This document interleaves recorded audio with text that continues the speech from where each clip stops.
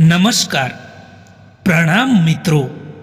સ્વાગત છે તમારું એક નવા વિડીયોમાં. દોસ્તો, આજનો વિડીયો જે લોકો વધારે પડતી ચિંતા કરે છે એ લોકોને એ ચિંતાને કેવી રીતે દૂર કરવી એના વિશે છે. તો ચેનલમાં નવા હો તો લાઈક, શેર અને સબસ્ક્રાઈબ જરૂર કરો અને વિડીયોને અંત સુધી જરૂર જુઓ, જેથી કરીને પૂરતી માહિતી મળી શકે. તો ચાલો શરૂ કરીએ. નંબર 1, ચિંતા એક એવી બીમારી છે સાહેબ, જે તમારા મનની બધી જ ખુશીઓ ખાઈ જાય છે. વધારે ચિંતા કરવાવાળો માણસ તમને ક્યારેય ખુશ નહીં દેખાય. એટલા માટે જો જીવનમાં ખુશ રહેવું હોય તો ચિંતા છોડવી જ પડશે.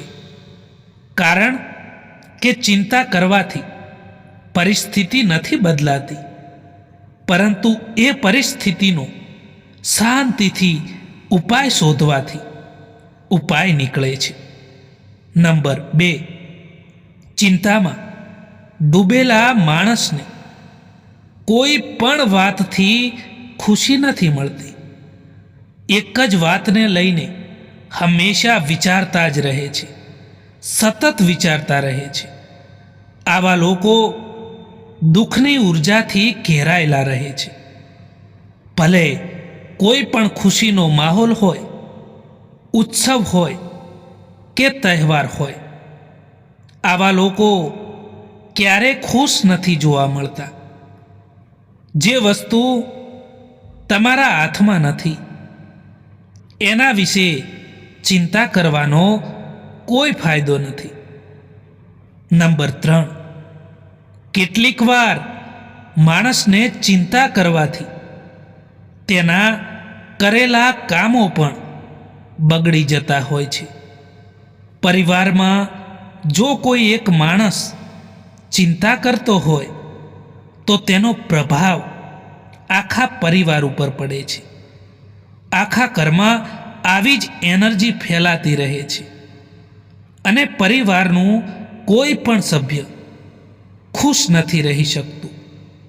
નંબર 4, ચિંતા કરવાવાળા માણસને ધીમે ધીમે ચિંતાની આદત પડી જાય છે.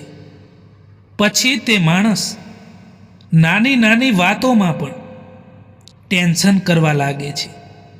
અને જે માણસ વધારે ચિંતા કરે છે એ માણસનો સ્વભાવ, વર્તનમાં ચીડિયાપણું આવી જાય છે અને મન પણ અશાંત રહે છે અને ઊંઘ પણ મોડા સુધી આવતી નથી. નંબર 6, મિત્રો, એવી કોઈ ચિંતા નથી જે ચિંતા કરવાથી તમને સુખ મળી જશે અને તેના કારણે મનમાં શાંતિ આવી જશે.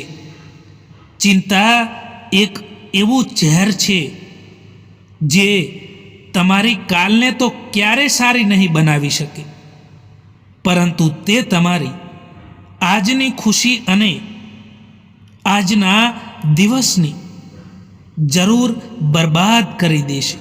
મિત્રો, આ વિડીયો પસંદ આવ્યો હોય તો આ ચેનલને સબસ્ક્રાઈબ જરૂર કરો અને તમારા કિંમતી મંતવ્યો પણ જણાવો. વિડીયો જોવા માટે આભાર.